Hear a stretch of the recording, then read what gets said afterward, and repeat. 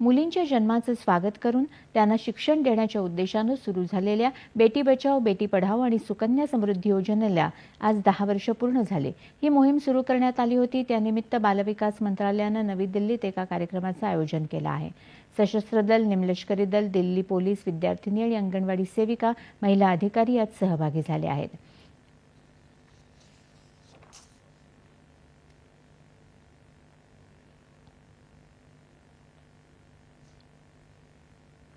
देशभरात 4 कोटींहून अधिक सुकन्या समृद्धी खाती उघडण्यात आल्याची माहिती सरकारने दिली आहे।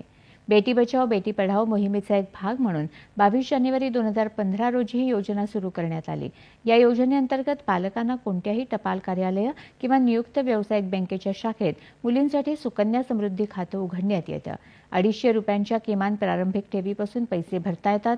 ही योजना सध्या वार्षिक 8.2% व्याजदर देत आहे। बेटी बचाओ बेटी पढाओ अभियान केवळ एक घोषणा नाही, ते समाजाला जागृत करण्याचा एक संकल्प आहे, असं केंद्रीय महिला आणि बालविकास मंत्री अन्नपूर्णा देवी यांनी म्हटलं आहे। या अभियानाने यशस्वीरित्या 10 वर्ष पूर्ण केली आहेत। कोणत्याही क्षेत्रात मुली कोणापेक्षाही मागे नाहीत, हे चित्र आनंददायी असल्याचं त्या म्हणाल्या। बेटी पढ़ाओ अभियान ये महज एक नारा नहीं है, बल्कि समाज को जागरूक करने का एक संकल्प है।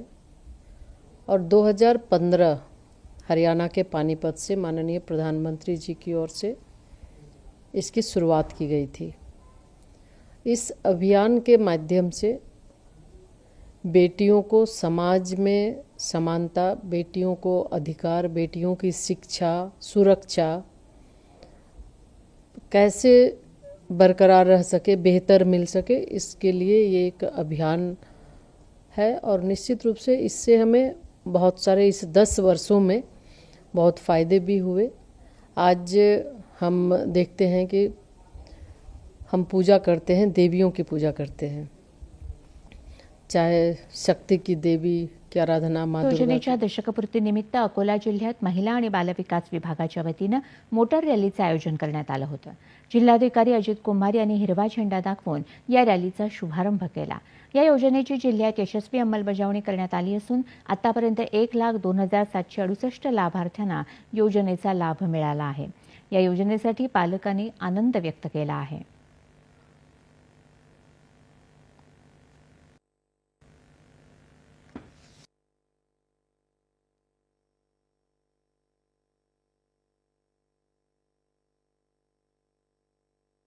मला वाटतं की स्त्रिया जसं आपण म्हणतो की कुठल्याही क्षेत्रामध्ये कमी नाही आहेत, त्या प्रत्येक क्षेत्रात अग्रेसर आहेत आणि किंबहुना पुरुषांपेक्षा सुद्धा चांगल्या प्रकारचं संवेदनशील काम ते आपल्या भारतीय समाजामध्ये करू शकतात, हे त्यांनी वेळोवेळी सिद्ध केलेलं आहे।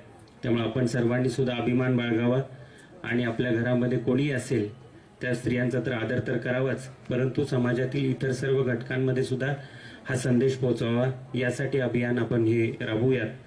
सुकन्या समृद्धी योजनेमध्ये आम्ही खाते उघडलेले आहेत। त्यामध्ये दर महिन्याला पैसे जमा करत असतो।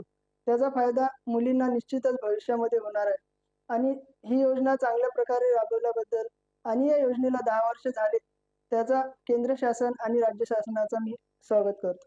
10 वर्ष पूर्ण होऊन आज समाजामध्ये जो अवेअरनेसचा कार्यक्रम या ठिकाणी राबवला जातो आहे, अतिशय चांगल्या प्रकारे लोकांचा त्यामध्ये सहभाग आहे आणि निश्चितच या अभियानाला कुठेतरी एक चांगली गती या ठिकाणी निर्माण झालेली आहे आणि प्रत्येकामध्ये प्रत्येक व्यक्तींमध्ये ती जागरूकता निर्माण झालेली आहे।